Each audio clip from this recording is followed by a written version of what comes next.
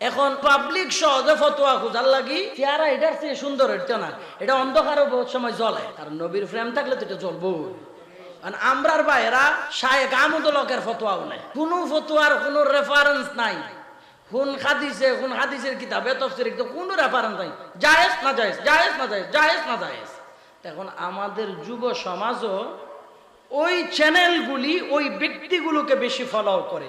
এখানে আজকে যদি 1000 যুব সমাজ থাকো, 1000 যুব সমাজ যদি মুফতি হুমায়ুন রাজবীকে ফলো করো, 1000 যুব সমাজ যদি সৈয়দ হাসান আজহারিকে ফলো করো, 1000 যুব সমাজ যদি আহমদুল্লাহ ফুরকানকে ফলো করো, 1000 যুব সমাজ যদি সৈয়দ আসির রহমান হুজুরকে ফলো করো, 1000 যুব সমাজ যদি আল্লামা আওয়াজ শাহ হুজুরকে ফলো করো, আল্লামা আনসারী শাহ হুজুরকে ফলো করো, আল্লামা শাহুজ্জামান হুজুরকে ফলো করো, তাদের কাছ থেকে শরীয়তের সঠিক মাসলাগুলো পাবা।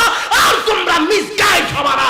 সহজ পদ্ধতি নিতে গিয়ে আহলে হাদিসের কোন ব্যক্তিদের কথা শুনলে অতি সহজে ঈমান হারা হওয়ার সম্ভাবনা। আমাদের জীবনের যার যতটুকু হায়াতের বাজেট আছে প্রত্যেকটা সেকেন্ডের হিসাব কিন্তু আমাদেরকে একদিন দিতে হবে। ওই দিন একটা সেকেন্ডকে লুকায়িত করে দুদক যখন তলব করে কোনো শিল্পপতি, কোনো মন্ত্রী, মিনিস্টার, পয়সাওয়ালা নেতা মন্ত্রীকে, তখন ওই দুদকের তলব আসার পরে কিছু কিছু নিজেদের আত্মীয় স্বজনের নামে ব্যাংকে বিদেশে জায়গা জমি গাড়ি বাড়ি গোপনে রাইকা নিজে বাঁচার সুযোগ পায়।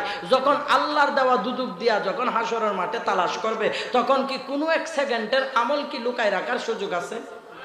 আওয়াজ বলেন আছে? তাইলে এই মাহফিলে 1 ঘন্টা 5 ঘন্টা ধরে যেই আল্লাহর বান্দারা বসছেন, আপনারা এই মাহফিলে সওয়াবের উদ্দেশ্যে, আমলের উদ্দেশ্যে, নবীকে খুশি করার উদ্দেশ্যে, অনেকে যদি না বুঝে না বসে, যদি কোনো ধরনের বিশৃঙ্খলা করা, কাউকে কষ্ট দেওয়ার উদ্দেশ্যে বসে থাকেন, ওই সময়টা, ওই সেকেন্ডটা, ওই মুহূর্তটা কিয়ামতের ময়দানে আল্লাহ রাব্বুল আলামিনের সামনে কি ওপেন হবে না? বলেন হবে না?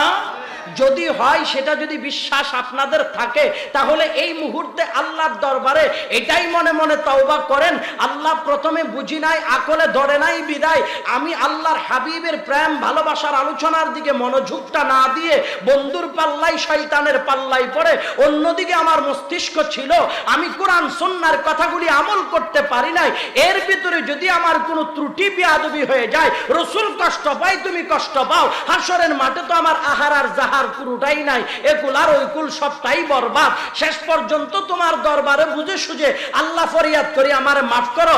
যখন আমার ভাই আজহার হিসাব দোয়া করবে, নিজে নিজে গোপনে আল্লাহরে বলবেন, বন্ধু জানে না, বাপ জানে না, ভাই জানে না, মা জানে না, দাদা জানে না, দাদি জানে না, প্রতিবেশী জানে না, সবকিছু তুমিই জানো মালিক। আজকে জানার পরও আমি তোমার কাছে কারণেই চাই, আমি না চাইলে তোমার তো এতো আছে, অতো আছে, অফুরন্ত, তুমি দিতাই হারে। আমি এখন চাই তুমি আমারই দাও, মাফ করো। বাকি জিন্দেগি তোমার ঘর বাইতুল্লাহ ছাড়া আমি নিজের ঘরে আরামে আর বেশি ঘুমাইতাম না, তোমার হাবিবের সুন্নত ছাড়া শয়তানের রাস্তায় যাইতাম না, তোমার কোরআন তিলাওয়াত করা বন্ধ করে দিয়া আমি গান বাজনাই পড়ে থাকতাম না। আমি সুস্থ হয়ে গেলাম। মালিক দয়া যদি হয়, তোমার হাবিবে কিবরিয়ার দিকে তাকায়া আমারে এবং আমার গোষ্ঠীরে, আমার আওলাদরে, আমার বাপরে, আমার মারে, আমার পুত্রে তুমি মাফ করো। এইভাবে বলে বলে যখন আল্লাহর কাছে গোপনে গোপনে মনের ব্যথা বলে চোখের পানি ছাড়বা, বন্ধু তোমার চোখের পানি নাকের মধ্য সীমানায় আসার আগে যিনি মাফ করে দিতে পারে তিনি হলেন আল্লাহ। কথা বলেন ঠিক কিনা? ওই আল্লাহ রাব্বুল আলামিন আমাকে আপনাকে মাফ করবে যদি আমরা ক্ষমা চাওয়ার মতো চাইতে পারি। ঠিক না বেটি? আমরা যদি ক্ষমা চাওয়ার মতো চাইতে পারি, আল্লাহ তাআলা আমাদেরকে মাফ করবে। ওই আল্লাহর দরবারে ক্ষমা চাওয়ার জন্য আমরা আল্লাহর কাছে ভিক্ষা চাই, নত হই, নিজেকে ছোট করি, নিজেকে ছোট করি। নিজেকে যতই ছোট করবেন আল্লাহ রাব্বুল আলামিন তাকে তত বেশি উপরে নিয়ে যাবেন। ঠিক না বেটি? কারণ আপনি যেটুকু পেয়েছেন এটুকের মধ্যে আপনাকে শুকরিয়া আদায় করতে হবে। আমি এটুকু পেয়েছি, আলহামদুলিল্লাহ, অনেক বেশি। তো আল্লাহ রাব্বুল আলামিনের দরবারে যখন শুকরিয়া করেন আল্লাহর ভালো লাগে। লা ইন শাকারতুম লা আযীদান্নাকুম ওয়া লা ইন কাফারতুম ইন্না আযাবি লাশাদীদ। আল্লাহর নিয়ামত পেয়ে যখন বান্দা শুকরগুজার করে না, আল্লাহ বান্দাকে নিয়ামত আরো বাড়িয়ে দেয়। সুবহানাল্লাহ। আল্লাহ নিয়ামত বাড়িয়ে দেয়। তো যার যেটুকু আছে এটুকুর মধ্যে শুকরিয়া আদায় করেন যে আমি তো আমার পাশের বাড়ির মানুষটার চেয়ে ভালো আছি। ঠিক কিনা? আওয়াজ বলেন। আমরা অনেকে বলি, অনেকে ভাইকে বলি, ছেলেকে বলি, আমার বাবাকে বলি, বলি কি অন্য বাড়ি দেখো ভালো খায়, অন্য বাড়ি দেখো পাঁচতলায় ঘুমায়, অন্য বাড়িতে দেখো তারা দামি গাড়িতে চড়ে, আমাদেরকে এরকম গরিবে হালতে ফালাই রাখছো কেন? এই ধরনের কথা আমার পর্দার আম্মাদের কাছে বলবো, বলবেন না। বাবাদের কাছে বলবো, বলবেন না। সন্তানদের কাছে বলবো, স্বজনের কাছে এরকম আবদার করবা না। তুমি ওই কথা বলার আগে তোমার চেয়ে নিচের শ্রেণীতে যারা কষ্টে আছে তাদের দিকে তাকায়া, মা যদি অসুস্থ হয়, বাবা যদি অসুস্থ হয়, তাদেরকে বুঝ দিয়ে বলবা, বাবা পেরেশানি করার কোনো দরকার নাই, আমাদের চেয়ে কষ্টেও আল্লাহর জমিনে মানুষ আছে, আল্লাহ আমাদেরকে রেখেছে, অনেক ভালোই রেখেছে। ঠিক কিনা? অনেক ভালোই রেখেছে। পৃথিবীর মুসলমান এইভাবে সমাজের প্রত্যেকটা মানুষ নিজের ভিতরে যখন পরিবর্তন নিয়ে আসবে, নিজেকে নিজে বিবেচনা করে, আমার সমাজ দিনের পর দিন পরিবর্তন হবে। পুলিশ লাগবে না, রাস্তাঘাট হয়, নদী নালা নর্দমাগুলি পরিষ্কার হয়, গাইডওয়াল হয়। আমার বাজান, আকাশ পথ বিমান পথ উন্নত হয়, অনলাইনের ইন্টারনেটের যুগ এত আপডেট হয়। এটা বড় পরিবর্তন না, সবচেয়ে বড় পরিবর্তন হলো একজন মানুষ যখন তার নিজেকে পরিবর্তন করতে পারে, এটাই হলো জাতির জন্য বড় পরিবর্তন। ঠিক কি না? যেমন আমার মুসলমান, আমাদের অনেক ভাই বলেন কি সরকারি দল আর বলেন কি বেসরকারি দল, এক দল আর এক দলের সমালোচনা, এক দল আরেক দলের দোষ। একজন আরেকজন বলে এত টাকা আমেরিকা এলো, এত সম্পদের মালিক হলো, এত কিছু করলো, একজন আরেকজনের দোষ দেখায়। মুসলমান এক অপরকে বলার আগে সর্বপ্রথম আমাদের দেশে ভালো পড়াশোনা বিভিন্ন বিশ্ববিদ্যালয়ে করে, যারা কলমের গুথায় ভিক্ষুক বানাই দেয় ঘরবাড়িওয়ালা মানুষকে, ওই ধরনের ঘুষখোর মানুষগুলো যদি নিজেরা পরিবর্তন হয়, এত বেশি র্যাব পুলিশ বিডিআর দিয়া আমার দেশের মানুষকে পাহারা দেওয়া লাগবে না। ঠিক না? মুসলমান জাতি কেন সভ্য হয় না? জাতি কেন পরিবর্তন হয় না? এত মানুষকে দেওয়া হয় ত্রাণ, এত ঘর এত বাড়ি দেওয়া হয়, এত দিক দিয়ে মানুষের সহযোগিতার জন্য রাস্তাঘাট করা হয়, কেন মানুষ পরিবর্তন হয় না?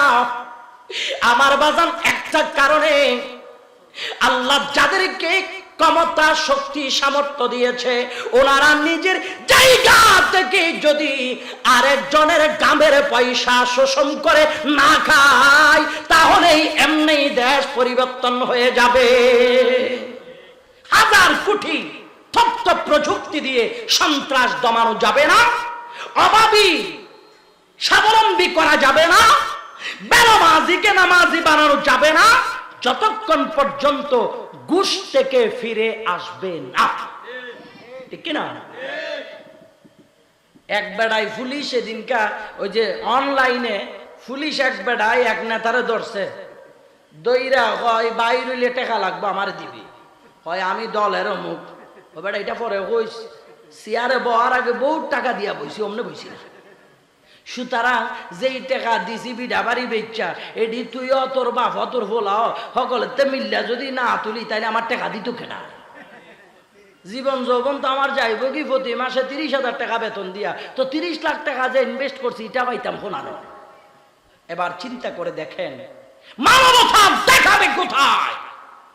যদি আমার দেশের মাননীয় প্রধানমন্ত্রীর কাছে আমার অনুরোধ, যদিও বা এই বক্তব্যগুলি আমাদের অনলাইনের ভাইরা বিভিন্ন সময় অনলাইনের মধ্যে প্রকাশ করে, যদি কোনো সময় আমাদের একটি কথা কোনো আইন শৃঙ্খলা বাহিনী বিভিন্ন মন্ত্রণালয়ের কোনো দায়িত্বশীল ব্যক্তিদের কান পর্যন্ত পৌঁছে যায়, হয়তো আল্লাহ তাআলা দয়া করলে কিছুটা স্বস্তির মুখ আমরা দেখতে পারি।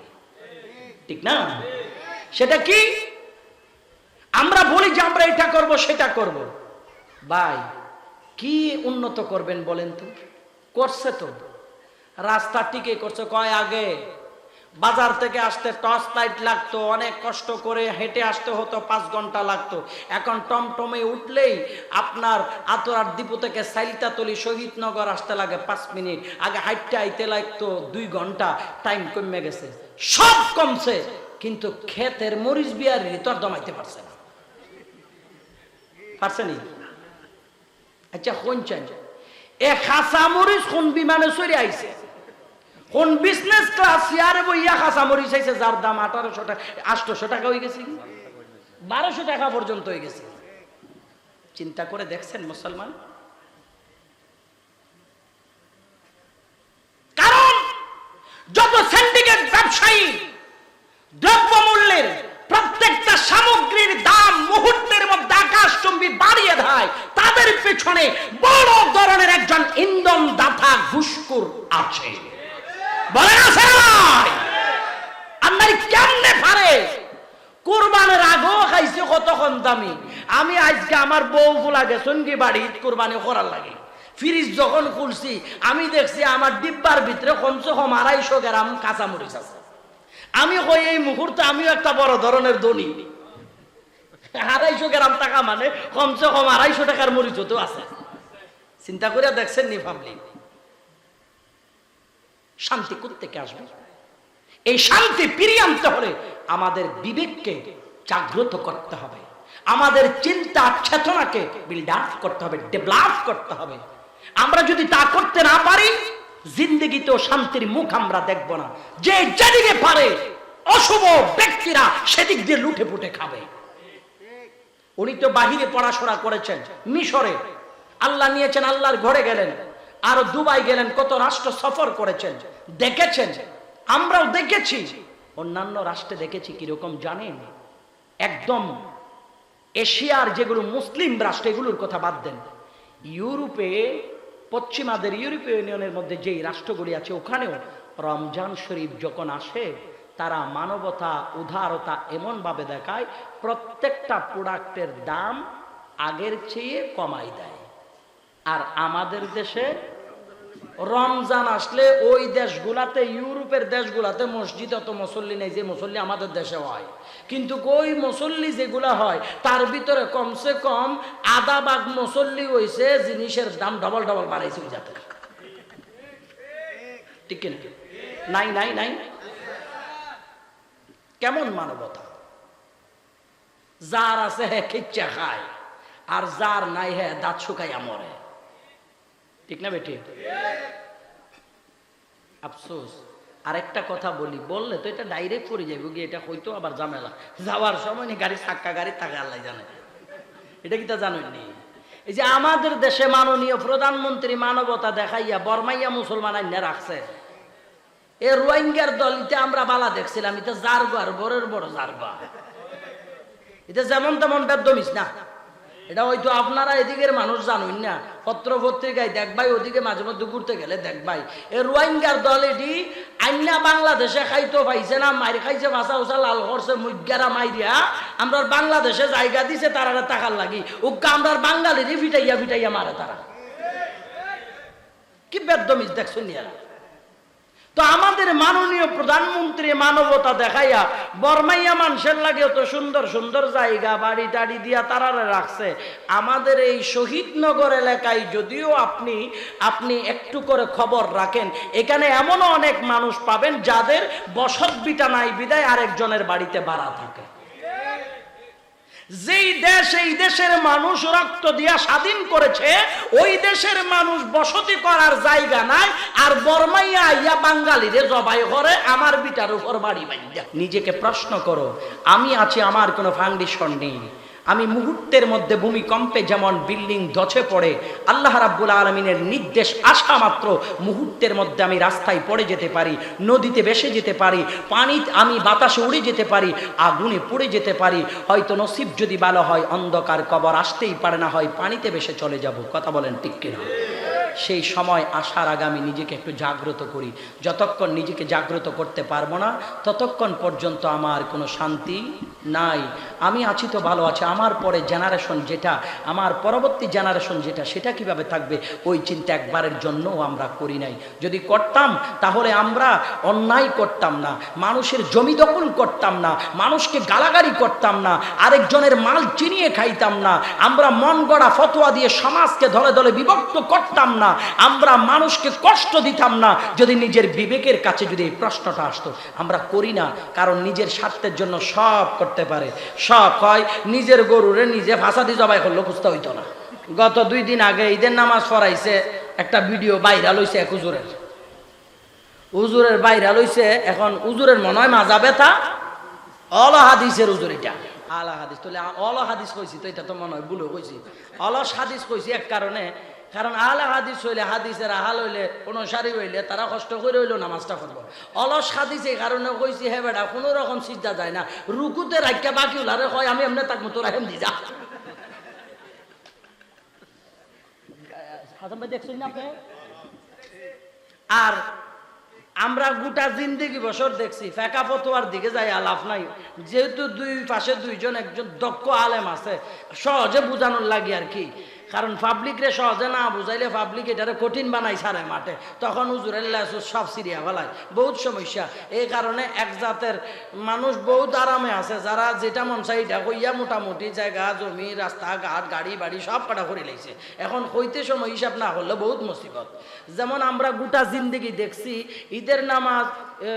ঈদের নামাজ আর কুরবানির নামাজ পড়তে গেলে অতিরিক্ত যে 6টা তাকবীর, প্রথম 3টা সূরা কে রাতের আগে নি পড়ে, হুজুর আগে না নি আগে, আচ্ছা। এরপরে 4র্থ তাকবীরে কিতাব যায়, রুকুত যায়, প্রথম তাকবীরে বাইন্দা সানা ফইরা, দ্বিতীয় তৃতীয় 2টা সাইরা, 4র্থ রুকুত। হ্যাঁ, তো দ্বিতীয় রাকাতে প্রথম তাকবীরে কেরাত পড়িয়া সূরা মিলাইয়া রুকুত যাওয়ার আগে 3 তাকবীর আছে না? হ্যাঁ, দ্বিতীয় রাকাতে কথা বলছি, দ্বিতীয় রাকাতে সূরা মিলাইয়া রুকুত যাওয়ার আগে তাকবীর। হ্যাঁ, তখন হুজুরে অলা হাদিসের হুজুরে চিন্তা করছে, আরে সব তো একই কাম, সমস্যা নাই, এটা চলবো চলবো চলবো কইয়া হ্যাঁ কয় পরে পড়ার দরকার নাই, এটাও যখন আগে পড়ছে এটা আগে পড়ে লাগে। দ্বিতীয় রাকাতের মধ্যে তাকবীর পড়ছে, সে চিন্তা করছে উদা 6 তাকবীর অতিরিক্ত পড়া দরকার কি, দ্বিতীয় রাকাতে এক্সট্রা 6টা তাকবীর পড়বো, সমস্যা নাই। 3 তাকবীর অতিরিক্ত পড়া 4 তাকবীরে রুকু যাবে তো দূরের কথা, দ্বিতীয় রাকাতে আপনার সূরা কেরাত পড়ার আগেও 5 তাকবীর পড়ে নিয়েছে। এখন কোনো প্রকার হুজুরে সিজদা জানা, চেয়ার একটা রাখছে পিছন দিয়ে, সবাই সিজদাত গেছে। তা আমি চিন্তা করি গোলামের ফুট হুজুরে না মাথার স্ক্রুপ ডিল হয়ে গেছে কি, তোরার স্ক্রুপ কিতা ডিল হয়েছে? হ্যাঁ, তোরা কইছত না কিতার লাগে হুজুর আপনার রুকুত আমরা সিজদাত যাইতাম কিতার লাগে? এইরকম এক বেড়াই কথা বুঝছেন নি, আমার কথা তো বুঝেন না মনে নাকি? এই এক বেড়াই মানুষের লাগে খাজ্জা লাগাইয়া নতুন মসজিদ বানাইছে গ্রামে, নতুন মসজিদ।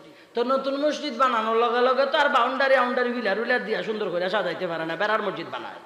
বেড়ার মসজিদ যখন বানাইছে আখতা ইমাম সাহেব হুজুর গেছেন কি বাড়ি, এখন আইনজা বেলা যখন হয়েছে মাগরিবের আজান দিছে, মাগরিবের নামাজ পড়তো, মাগরিবের নামাজ পড়তো। এখন তো হুজুর পায় না, ইমামতি আজান না মোটামুটি যে কোনো একজনে দিছে, এক জাতের যে কোনো ভাবে দিলাই, এখন ইমামতি করতো কেনা আখতা দেখা যায় বড় বুজুর্গ টাইপের হুজুর একটা তাদের সামনে আসা শুরু করছে। এখন যে বুজুর্গ টাইপের হুজুর এটা আসলে দেখতে একবার আরি হুজুরের মতো কত সুন্দর, আজারি হুজুরের মতো সুন্দর, কিন্তু মূলত বেড়া কোনো মাদ্রাসা করে হুজুর হয়েছে না, বেড়া আছে 2-10 বছর সৌদি আরব, বুঝছেন? এরা তো আর যা বুঝছে না হুজুর। আমরা ইমাম সাহেব এখন বাড়িতে গেছি কি মাগরিবের তো আজান দিলেই শুই, আমরা জামাত করে নামাজ পড়তাম কেমনে, আপনি একটু কষ্ট করে আমরা জামাতটা পড়াই দিই। হুজুরে তো মনে মনে হয় কোন মুসিবতে পড়ছি, আমি তো হুজুর না, না না আমি পড়তাম না, আপনারা পড়েন না হুজুর, আপনার পড়ান লাগবো না, না না না না না না। তো আরেকজনে হয় হে আল্লাহ ইতা কিতা হবা, আল্লাহর ওলিরা নিজে নিজে হয়নি আমি আল্লাহর ওলি, এরা তো সবসময় নিজেরে গোপন করে, হুজুরে কইতো না পড়াইতো, আও আমরা দুইজনে ভাও ধরি আর দুইজনে হাত ধরি খান্তে কইরা হুজুরের মেম্বারে নিয়ে বয়াই দেয়, দুইটা তারে বয়াই দিছে, দেওয়ার পরে ইকামাত দিছে, বেড়াই বেড়াই তো ইমামতি শুরু করছে। ইমামতি শুরু করার পরে প্রথম রাকাতে সূরা ফাতিহা পড়ার পরে সূরা নাসটা পড়ে আইছে। এখন সূরা নাস একবারে সর্বশেষ সূরা যখন পড়ে লইছে, বেটা এখন দ্বিতীয় রাকাতে সিজদাত পড়ে চিন্তা করে দ্বিতীয় রাকাতে কিতাব পড়াইতাম বে। শেষেরটা তো প্রথম রাকাতে শেষ করলাম, মুখে কিতা হইতো তো পাবলিক তো আবার বেশাবা। এখন হ্যাঁ আছে চিন্তা, সুবহান রাব্বিয়াল আলা একবার, দুইবার, 70 বার, 100 বার, মাঝখান দিয়ে আখতা এক বেটা। আমি মনে মনে চিন্তা করি কি তো হুজুর কিতা সিজদার থেকে উঠে না কিতা লাগে, ও তো নামাজ পড়ছি 40-50 বছর বয়সে, 1 মিনিটের ভিতরে সিজদার থেকে উঠে যায়, গীতা দিয়ে সিজদার ফরসে মনে হয় 10 মিনিট হয়ে গেছে, উঠে না।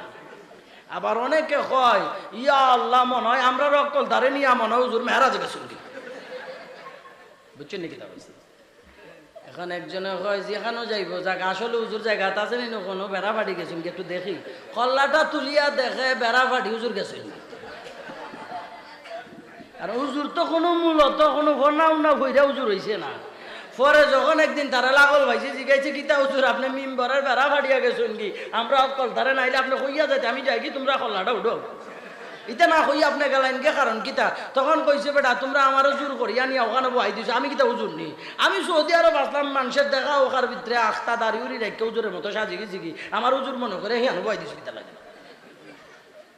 দেখুন আমাদের দেশও ওই সমস্যাটা হইছে, যার কারণে জুব্বা উব্বা বইরা যখন দাড়ি উড়ি লম দেয়, ইটা দেখা মানুষ কয় মাশাআল্লাহ ইটা বিশাল হুজুর বে, জিন্সের ফাড়া ফ্যান বইরা ইমামতি করে, আছে না না?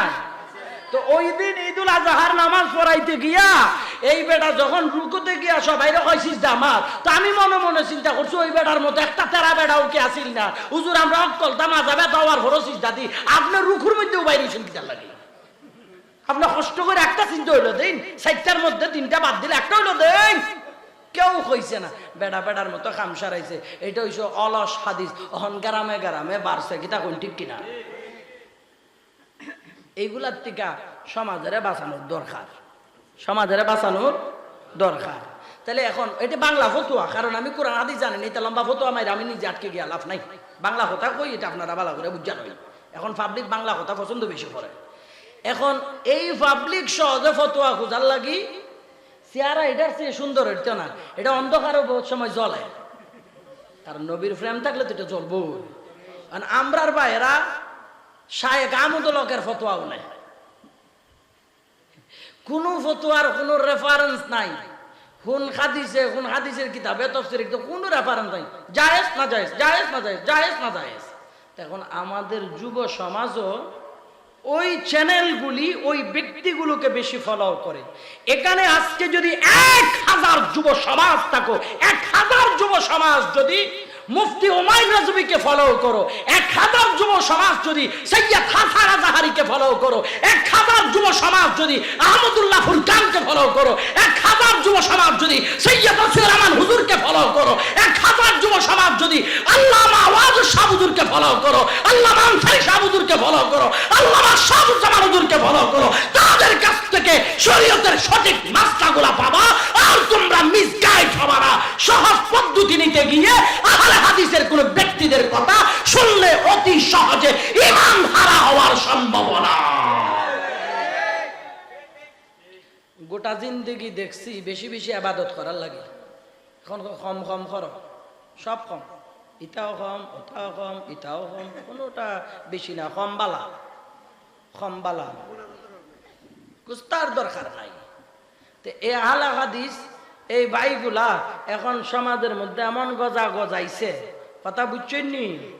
বোখারিতে আছে এরকম বাবু তো আমারে এখন বোখারিতে আছে যে ফতোয়া তুমি মানলাই, তুমি তো আর মুস্তাহিদ না, তুমি তো মুকাল্লিদ, তুমি কিতা মুস্তাহ? ইমাম বুখারী উনি তো ইমামে আজম আবু হানিফা রাদিয়াল্লাহু তাআলা আনহুর নাতি ছাত্র বা ওই বেড়া আবার বহুত আগে আইসেন হুজুর সাইয়েদনা ইমামে আজম। ইমামে আজম রসুলে পাকের সাহাবীদের ছাত্র আসলা, কিতা কইছি বুঝছেন নি? তো ইমামে আজম রে তোমরা মানো না, নাসিরউদ্দিন আলবানী রে মানো, তারপরে তোমরা আব্দুল ওয়াহাব নজদিরে মানো, তারপরে তোমরা আরো কারে জানি এই এর নাম কিতা আলে হাদিসের আরেকজন আছে না না এইটা না, নাসিরউদ্দিন আলবানী ছাড়া আর একটা আছে না নি, নামও তো ভুলে গেছি, ইবনে তাইমিয়ারে মানো। তো এরা ইবনে তাইমিয়ারে মানো, তো তুমি তো মুস্তাহিদ না, তুমি মুকাল্লিদ, তো তুমি তারে মানো কি তার লাগি? তোমার তো নিজের ওই বিভাগ, ওই জ্ঞান, ওই মেধা নাই, নিজে ইজতিহাদ কইরা মাসালা বাইর করবা, ফতোয়া বাইর করবা, শরীয়তের দিক নির্দেশনা সহজে বাইর কইরা মানার মতো যোগ্যতা তোমার কাছে নাই। হয় তুমি ফতোয়া দিলা, তারা আছে, ইবনে তাইমিয়ার কাছে আছে, নাসিরউদ্দিন আলবানীর কাছে আছে, আব্দুল ওয়াহাব নজদির কাছে আছে, এই কারণে তাদেরকে মানি। তাহলে আব্দুল ওয়াহাব নজদির আগমন কখন, ইবনে তাইমিয়ার জন্ম কখন, নাসিরউদ্দিন আলবানীর জন্ম কখন, আর ইমামে আজম ইমামুল আইম্মা আবু হানিফার জন্ম কখন, সেটাই যদি কম্পেয়ার করো তখন তো তোমার বিবেক ক্লিয়ার হয়ে যাবে। আরে যারা রাসূলুল্লাহ সাহাবী থেকে পড়ে এসেছেন, আমরা কি তাদেরকে মানবো নাকি কাল সকালের ইবনে তাইমিয়াকে মানবো? আপনারাই বলেন। এবার ইমামে আজম যিনি রাসূল পাকের সাহাবীদেরকে দেখেছেন, উনারটা আমাদের মানতে হবে না? সেই যুগটা আরো দামি যুগ ছিল না? কথা বলেন, দামি যুগ ছিল না? তো উনি তো ইজতিহাদ করে উনি কোরআন হাদিস থেকে মাসালা বের করতে পারতেন, আমাদের মুসলিম উম্মার জন্য সহজ করে দিয়েছেন, ওটাই আমরা মানি।